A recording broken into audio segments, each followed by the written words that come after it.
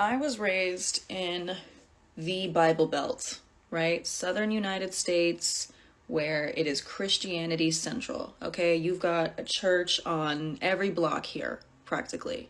And one thing that I think a lot of us have seen is that many, many Christians are either completely pro-Israel or they're, trying to avoid the topic altogether, even though people are dying in the birthplace of your Savior Jesus Christ and you don't care.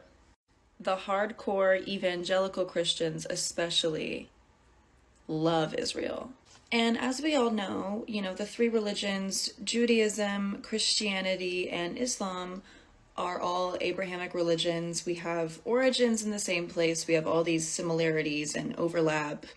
And what I have found and what I've seen in my own personal experience growing up as someone who was raised to be a Christian in the southern United States is that a lot of predominantly white Christians here in the South are comfortable with any of those overlaps and similarities between Christianity and Judaism, but we never really mention the similarities between Christianity and Islam.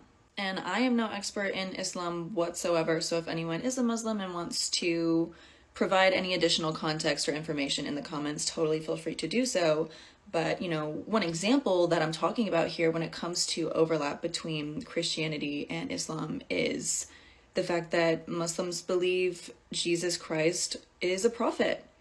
And Christians also share that same sentiment, but we don't ever really talk about that. And, ultimately why that is comes down to racism and the anti-Muslim, anti-Arab propaganda that we saw in a post 9/11 world, right? Especially here in America. And of course, we've seen during this ongoing genocide against the Palestinian people is that thousands of innocent people have died, whether they're Muslim, whether they're Christian, whether they're Jewish, because all of those people who follow all three of those religions are in Palestine.